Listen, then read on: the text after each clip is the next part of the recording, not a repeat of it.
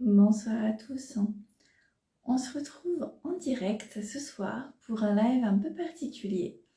Ce live, j'ai eu envie de vous en parler suite à l'animation d'une réunion qui s'appelle Action for Happiness. Donc qui a pour objectif justement d'évoquer des clés pour être plus heureux dans sa vie. Bonsoir Evernel, ravie de t'avoir parmi nous. Alors, comme vous le savez, c'est l'épisode 7 de la série Entre nous. Et chaque mois, on a ce moment ensemble pour pouvoir évoquer un thème qui vous tient à cœur et qui me tient aussi à cœur. Ce mois-ci, on va être vraiment sur jusqu'où, justement, finalement, la question du sens dans sa vie va pouvoir nous permettre, finalement, de grandir et de nous sentir bien. Parce que, pour le coup, effectivement, ce qui s'est passé lors de cette situation la semaine dernière, en fait, ce qui est arrivé, et ce que j'avais envie de vous partager, c'est que une personne est arrivée vers moi et m'a évoqué le fait, vraiment de dire, mais en fait, moi j'ai l'impression que quand je me posais pas cette question de la quête de sens, donc qu'est-ce qui fait sens dans ma vie, en fait j'étais plus heureuse et j'étais beaucoup plus moi-même dans un certain sens que quand j'ai commencé à me poser cette question. Et en fait ça m'a même plus loin que ça, en fait ça m'a amené du mal-être. Ça m'a amené beaucoup de stress. Donc la question est ouverte aujourd'hui, ce soir, pour tous ceux qui nous regardent, alors Evrenaël et tous les autres, bien c'est aussi qu'est-ce que vous en pensez finalement. Est-ce que la quête de sens, se poser la question finalement de ma vie finalement, elle a quel sens aujourd'hui? Qu'est-ce que j'ai envie de faire pour contribuer dans le monde? Finalement, qu'est-ce que vous en pensez? Est-ce que vous vous êtes déjà posé cette question? Ou pas du tout? Et surtout, est-ce que cette question, pour vous, elle pourrait être source de stress ou de mal-être? Ou au contraire, d'envie, de curiosité, d'apprentissage, de test, d'expérimentation? Je vous laisse cet instant-là pour réfléchir tranquillement. Vous pouvez vous exprimer, alors n'oubliez pas dans le chat, ou si vous souhaitez aussi prendre la main à l'oral, vous me faites un coucou, vous demandez la participation, et du coup je vous intègre. Alors avant toute chose, moi j'ai envie de vous dire, de commencer en fait cet échange en disant que pour moi la quête de sens, poser des questions en fait un peu existentielles en se disant mais pourquoi je suis là, finalement qu'est-ce que j'ai envie de faire de ma vie, c'est quelque chose effectivement qui est pour moi extrêmement important de se poser. Par contre, là où justement je vais revenir justement sur le fait que cette question peut aussi être source de mal-être et de stress, eh bien c'est souvent aussi lié quand on s'attend, vous savez, on se pose cette question tout de suite et on veut la réponse tout de suite. On veut savoir, je sais exactement, voilà, le sens de ma vie et mon cheminement de vie, c'est ça. Et si on ne trouve pas, eh bien ça va nous créer justement un malaise, du stress, etc. qui va créer petit à petit une sorte de baisse de confiance, baisse d'estime de soi, qui va aussi du coup nous freiner dans nos passages à l'action, parce qu'on se dit finalement si je ne comprends même pas pourquoi je suis sur cette terre, pourquoi finalement j'avancerai, non, c'est pas possible. Et là on s'engrange dans un cercle finalement vicieux. En revanche, ce que je vous invite à faire, la première clé de ce soir que j'ai envie de vous partager, quand vous êtes dans une situation où la question de sens, vraiment, vous provoque un malaise. Si, au contraire, c'est quelque chose qui vous motive, qui vous stimule, ok, continuez, il n'y a pas de souci.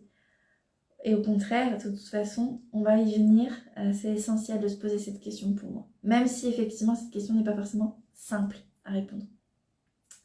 Je dirais même plus que c'est extrêmement complexe, puisque ça nécessite, dans un premier temps, de se connaître, de savoir qui l'on est, de savoir quelles sont ses valeurs. Et ces valeurs, ce sont des choses qui peuvent évoluer aussi en fonction de nos statuts de vie, nos expériences de vie, notre éducation, les métiers que l'on occupe, et puis tout simplement aussi où l'on vit,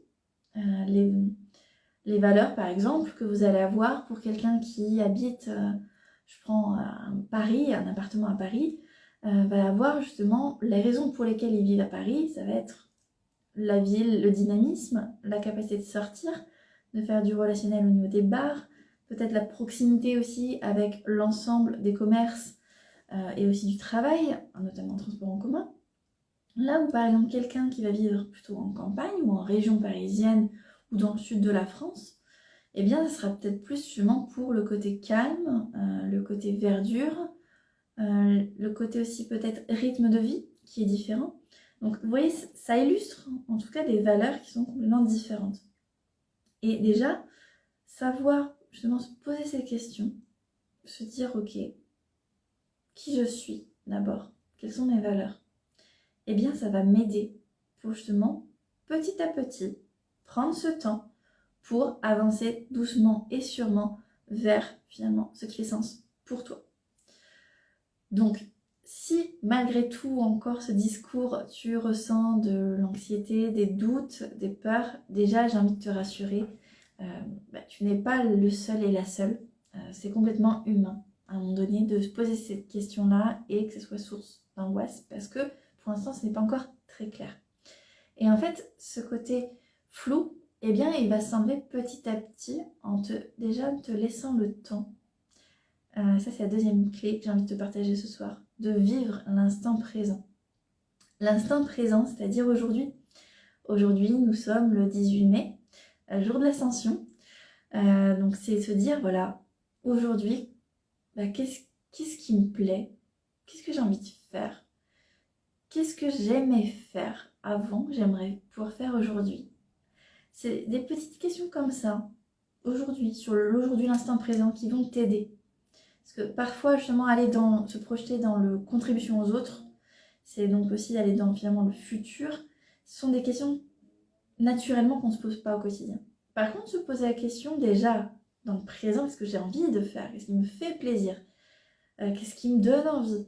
Ce sont des questions, alors déjà qu'on n'a pas forcément l'habitude de se poser, pas de manière automatique. C'est une étape justement qui est préliminaire à ensuite qu'est-ce qui fait sens pour moi et comment je peux contribuer au monde avec justement qui je suis. C'est une étape intermédiaire. Et vous savez, il y a énormément de personnes que j'accompagne aujourd'hui en bilan de compétences ou même en coaching, dans l'épanouissement pro et perso. En fait, c'est question de plaisir, c'est question de qu'est-ce qui me donne envie aussi de profiter. Ça peut être parfois, les réponses que je peux avoir, c'est faire un dîner avec mon chéri en amoureux ou avec la famille, avec mes enfants. Ça peut être aussi me promener. Voilà, faire une balade dans la nature, regarder le ciel, puis me dire waouh, on a quand même de la chance d'avoir justement encore cette planète avec nous qui nous permet d'avoir des ressources qui sont insoupçonnées. Il n'y a pas besoin d'avoir des choses qui sont extrêmement énormes. Comme, je sais pas, la dernière fois quand justement on me dit mais j'ai pas besoin d'avoir un jet. Non, moi ce dont j'ai besoin c'est de me nourrir, me faire plaisir.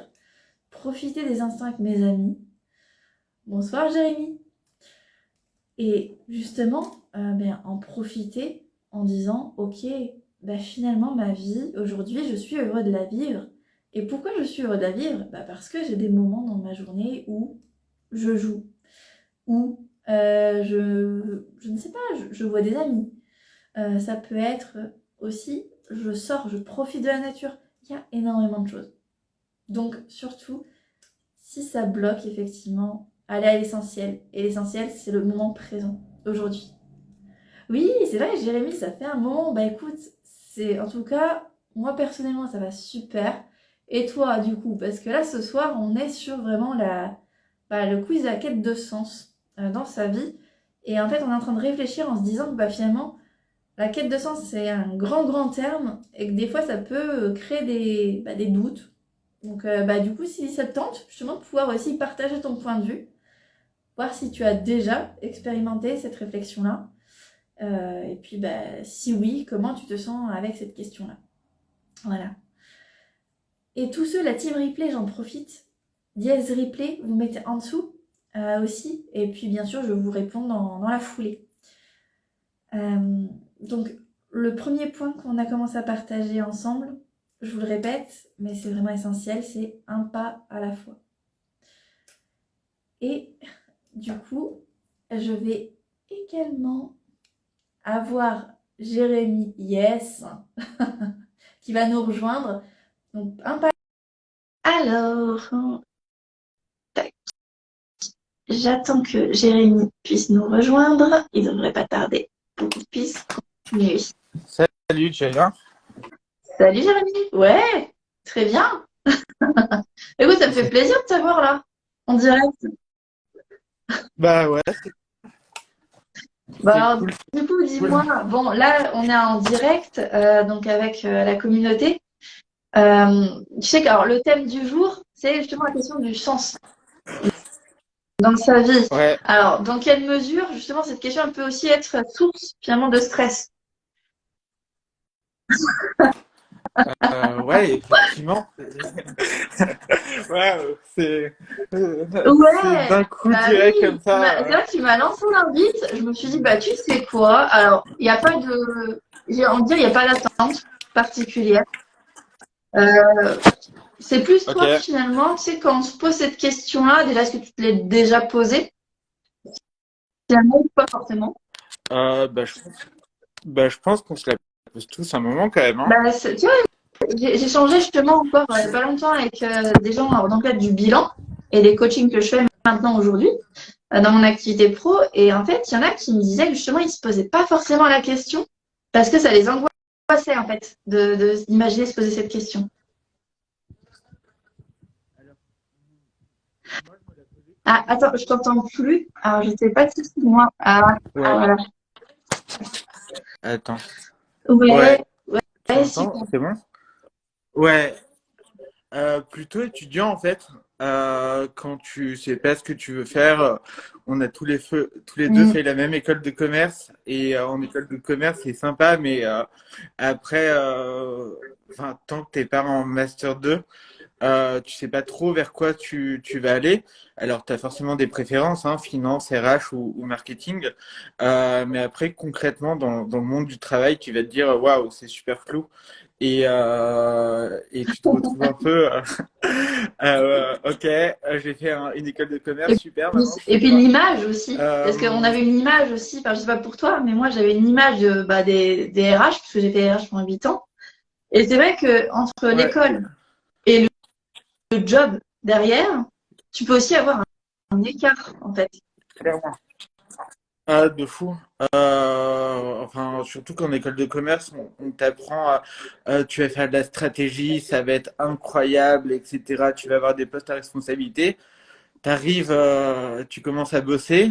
En fait, non, tu fais des tâches un peu merdiques entre guillemets. Tu fais des trucs qui n'ont pas forcément besoin d'un bac plus 5, mais après ça se comprend parce que t'as finalement aucune expérience ou très peu. Et en fait, quand tu arrives dans le monde du travail, bah, c'est un gros choc entre ce qu'on te dit à l'école et ce que tu fais au final, quoi. Et tu apprends au final beaucoup plus en bossant qu'après 5 ans d'études. Mais après, ça, c'est une autre histoire. Mais effectivement, la quête de sens, elle est plus là. Après, quand tu commences à bosser, moi, j'ai eu de la chance en fait parce que j'ai fait un stage en agence marketing et finalement, ça fait 9 ans que j'y suis. Donc, j'ai eu la chance d'avoir un job qui me plaisait directement et pas trop Mm. me poser la question. Euh, Pareil, j'ai rencontré ma femme en dernière année d'études de commerce, d'école de commerce.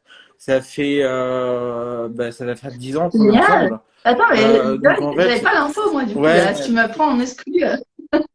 ah, ouais, dimanche, elle va Ah faire un an qu'on s'est bah mariés. félicitations alors, hein. Merci. Et du coup, c'est vrai que, en fait, une fois que j'ai commencé à bosser, en fait, la vie était un peu plus simple, entre guillemets, parce que au final, tu apprends toujours, hein, ça continuellement, même après 9 ans, et j'apprends tous les ans, et tous les ans, j'ai un nouveau job, un nouveau truc, et enfin, un nouveau job. Non, mais mon job se réinvente et j'apprends de nouvelles choses. Tu gagnes en maturité, etc. Mais c'est vrai que en fait, c'est en travaillant que je trouve que ta vie se stabilise et que tu sais enfin ce que tu veux faire. Alors moi, après, j'ai eu vraiment de la chance parce que j'ai une boîte où je me sens bien avec des collègues sympas et un boss qui me fait confiance et avec qui je m'entends super bien. Mais c'est vrai que il y a plein de gens aussi qui, après 5 ans en marketing, 5 ans en finance, 5 ans en RH, se disent putain, qu'est-ce que je fous là? J'ai fait 5 ans d'études, en fait, ça m'emmerde. J'ai, je pensais pas du tout que c'était ça. Et après, ils se reconvertissent vers d'autres métiers un peu plus manuels, un peu plus, même avec le Covid, en fait, t'as une prise de conscience de pas mal de gens qui se sont dit, mais putain, mon job, à quoi il sert? Qu'est-ce que je fais? Finalement, je me suis retrouvé au chômage partiel. Enfin, c'est pas mon cas, hein, mais je me retrouve au chômage partiel parce que on est obligé d'avoir des coupes budgétaires. Et du coup, ça prouve qu'en fait, je suis pas si essentiel que ça. Et après, du coup, tu te reposes plein de questions et tu te dis, en fait, je veux faire autre chose de ma vie. Et tu te retrouves totalement changer de vie du jour au lendemain, un peu comme ça. Ce qui est pas évident, parce que une fois que tu as 30 ans, que tu commences à avoir un salaire confortable, à être proprio, à potentiellement avoir des gamins, etc., forcément, pour changer de Bah, vie, c'est disons un peu qu'on n'a compliqué, pas, on quoi. n'a plus forcément la Euh, même souplesse dans le sens où, par exemple, si je prends l'exemple des enfants, après, c'est des études ouais, aussi. C'est ouais, c'est un autre, oui, une autre ouais, vision non du mais monde. Alors, tout en se disant, en fait, c'est super intéressant en fait que tu nous amènes intuitivement sur ce terrain-là, parce que tu vois, je venais de terminer un rendez-vous du coup en bilan de compétences, et en fait avec une femme donc qui est ok, maman, qui a deux enfants, qui a ok, aussi du coup un bien immobilier. Et effectivement, ok. si on part de ce principe-là en se disant, bah, en fait, du coup, elle est maman, elle a une maison, elle a un poste aujourd'hui en CDI, Ouais, bah, c'est ouais, sécurisé, faut surtout pas qu'elle en sorte, en fait. bah Sauf c'est que ça. si effectivement ça ne parle pas à la personne, en termes d'intérêt, de stimulation Bien sûr. ou d'autres,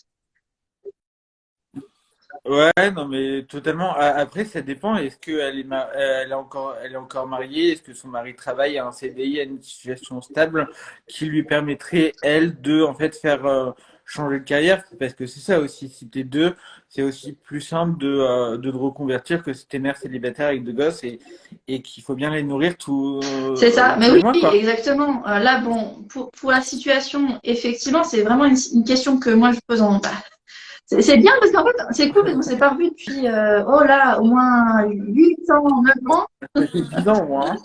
Hein. Ouais, ouais, un Et truc du du coup, genre. donc, alors, non, pour les auditeurs, hein, c'est vraiment la première fois qu'on se reparle. Et ce qui est fou, c'est qu'en fait, tu es en train de me Ouais, poser les questions que je ouais. pose moi en bilan. C'est ça qui est assez fort. Ah, De dire, ben, si effectivement, est-ce que vous avez un conjoint qui peut aussi aider? Est-ce qu'il y a la famille à un moment donné qui peut aussi donner un coup de main? Est-ce que c'est OK pour vous? Et si vous êtes toute seule ou tout seul, je pense aux mères au foyer avec des enfants ou pères au foyer, hein, tout seul avec des enfants, bah, c'est ouais. effectivement qu'est-ce que je peux faire, quelle est la stratégie que je peux mettre en place pour, mine de rien, quand même, changer d'emploi, parce que me sortir d'un système que je n'apprécie pas, en gardant cette sécurité Mm. sans me mettre du coup financièrement en danger. Bah ouais, c'est effectivement une vraie question et après si tu as la chance d'avoir ton partenaire, enfin après généralement ça dépend de ta situation familiale mais je pense que généralement si t'es cadre dans une boîte, généralement enfin t'as généralement ton compagnon ou ta compagne qui est aussi cadre dans une boîte, qui a une situation financière qui te permet de changer de vie. Après, si je prenais l'exemple d'un cadre, mais par contre, si t'es pas cadre, que tu touches un SMIC et que euh, tu galères tous les mois, c'est forcément beaucoup plus Ben, en fait, compliqué, après, il y a quoi. aussi pas mal d'aides. Et ça, c'est des choses qui sont pas forcément connues. Alors, on est Ouais. d'accord, ça peut être aussi de l'administratif, hein, c'est de la paperasse. Mm. Par Ouais, contre, il y a aussi clairement. des dispositifs qui existent. Et ça, c'est vrai que, bon, pour le coup, c'est peut-être pas l'objet non plus du jour,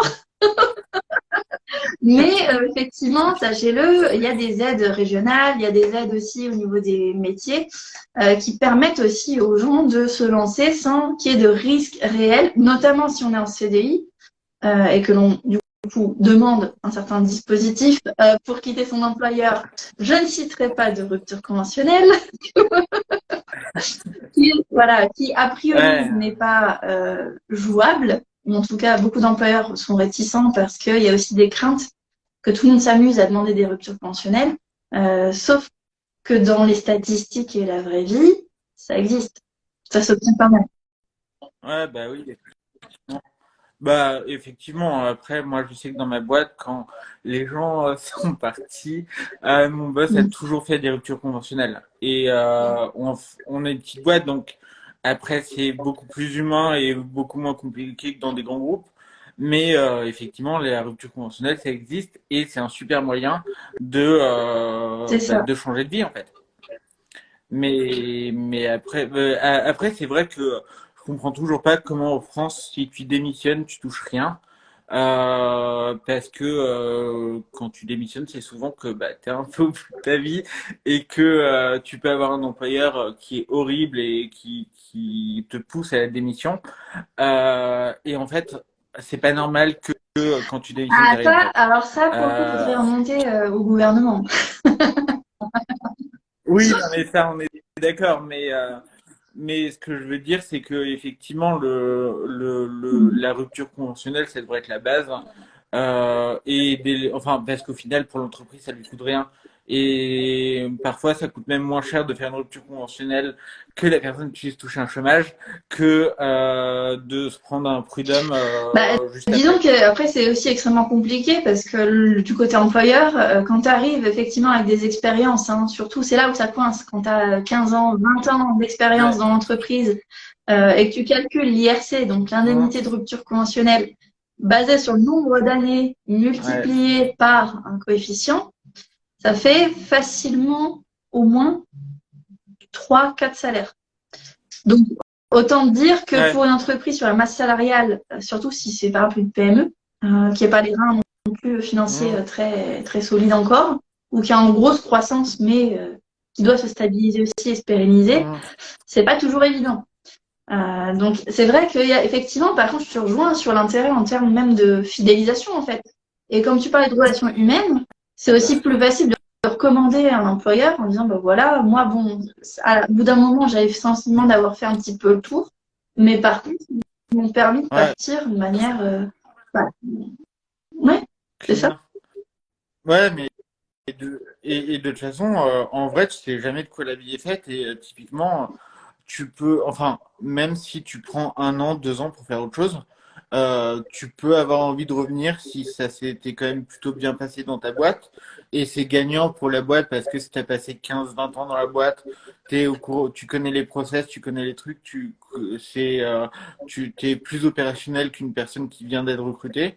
Et en fait, bah, permettre aux gens de partir, de revenir, c'est aussi tout bénéf pour l'entreprise parce que, bah oui, c'est un gain sur le recrutement, tu connais la personne, et du coup, enfin, je sais que, par exemple, ma femme, on a déménagé à Strasbourg il y a 5 ans.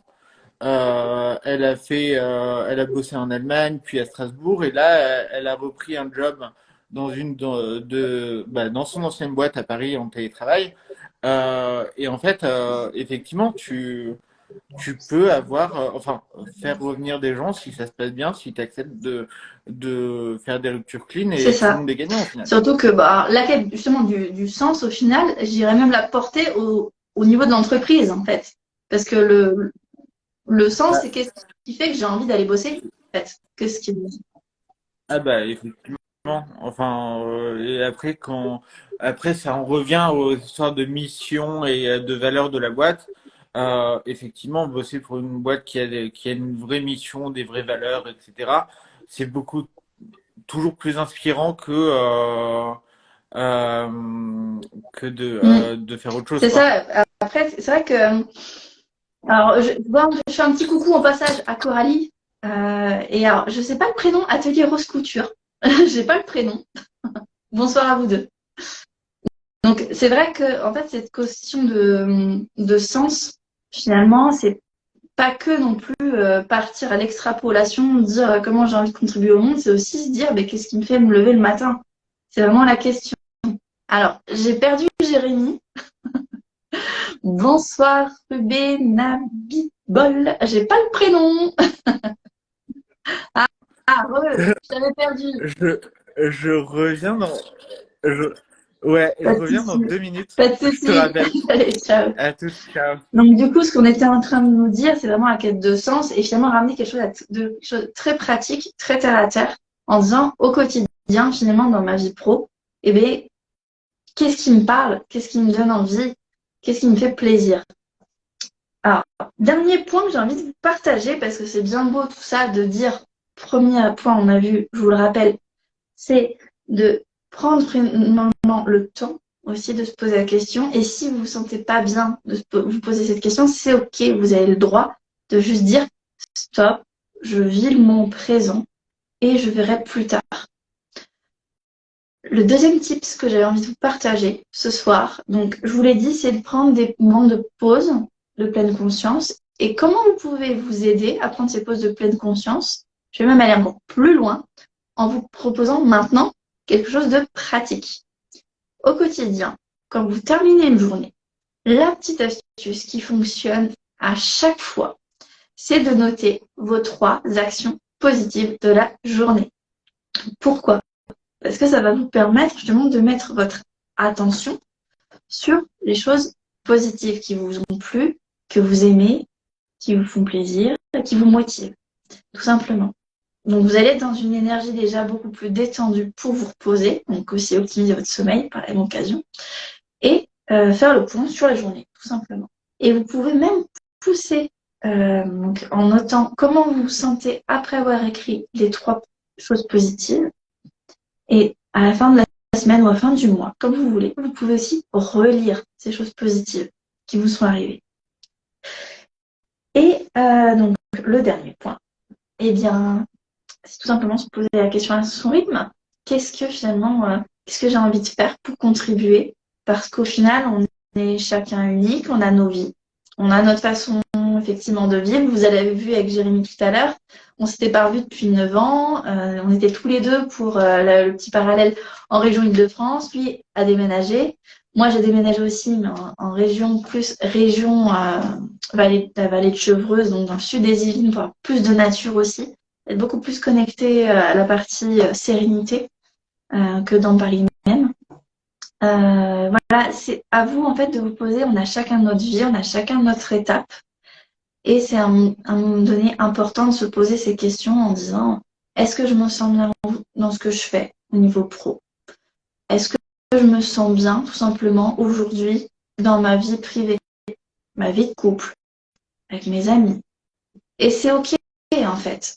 Et ça peut juste être constaté, venir constater, sans tout de suite aller juger en disant oui mais non, en fait, ça m'énerve parce qu'en fait, oui, je sais que ça ne va pas, mais j'ai pas encore la solution. Voilà. Juste constater ce qui est. Voilà pour les 3 astuces que j'avais envie de vous partager ce soir. Alors, du coup, j'ai pas revu Jérémy se connecter. Du coup, moi, ce que je vous propose, si vous avez vos questions, des remarques par rapport à ce live, n'hésitez pas. Alors, c'est un live un peu particulier, mais c'est comme ça aussi, c'est l'esprit entre nous.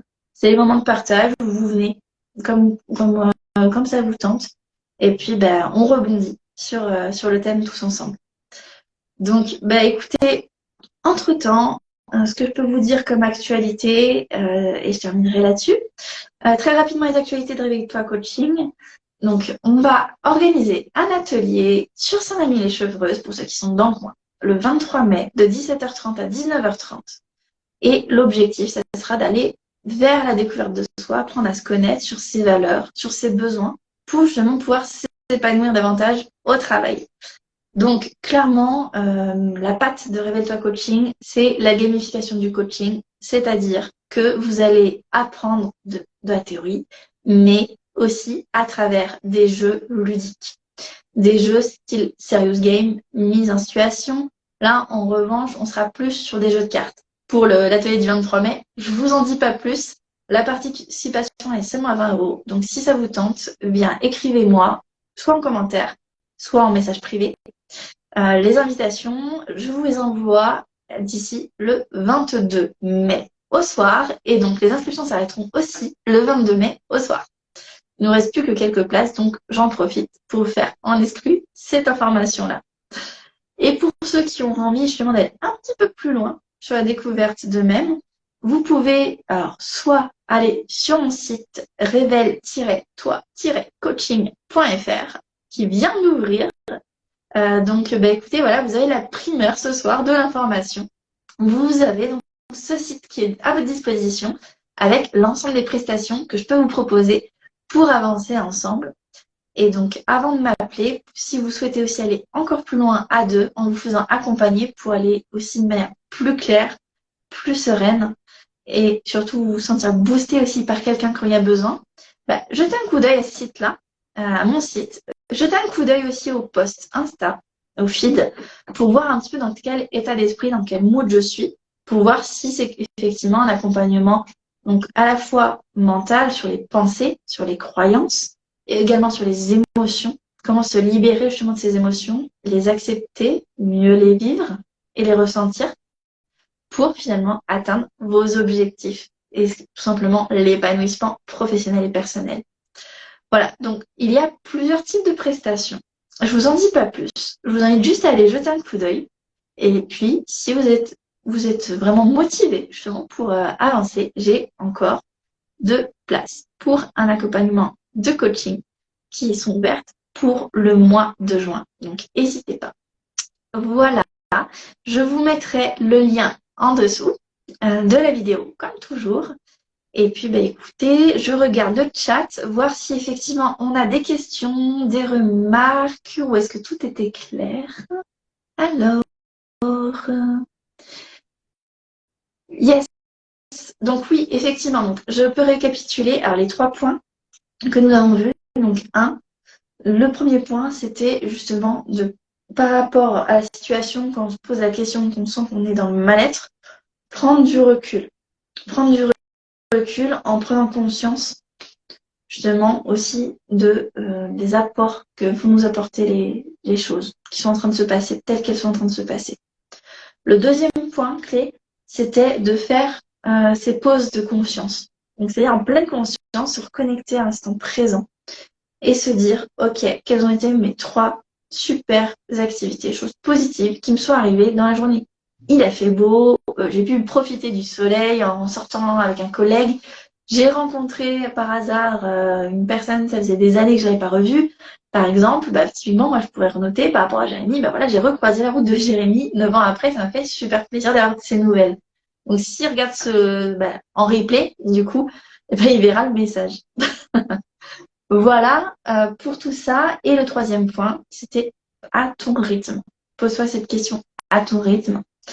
Et on est chacun unique. On a chacun sur cette planète des choses qu'on peut amener. Que ça soit, par exemple, décider de sourire aux personnes qu'on rencontre pour amener un peu plus de positif dans sa vie. Ça peut être, si vous avez une personne âgée, par exemple, près de chez vous, vous allez en course, vous avez une voiture, ça peut être l'aider en lui ramenant des courses. Voilà, il y a 1001 façons, en fait, très très simples de pouvoir agir à votre image, à votre niveau aussi, sans être richissime, sans avoir besoin d'enclencher des fondations ou des choses vraiment qui sont ensuite impactantes, bien sûr, et qui pourront venir en fonction de ce que vous pouvez amener, tout simplement. Et c'est déjà, si chacun sur cette planète pouvait amener 1%, donc une petite action concrètement, pour avoir plus de sens, plus d'humain, plus de partage, de bienveillance, d'empathie, en fait, le monde il changerait, il évoluerait énormément. Donc voilà, je compte sur vous. Prenez conscience de ça. Il n'y a pas besoin de se culpabiliser. Au contraire, profitez de ces moments, de vous reconnecter à l'instant présent. Et puis, je vous retrouve le mois prochain pour le 8e épisode de la série Entre nous. Et puis, ben, je vous souhaite également aussi un très bon week-end de l'Ascension. Bonne soirée à vous et à bientôt. Bye bye.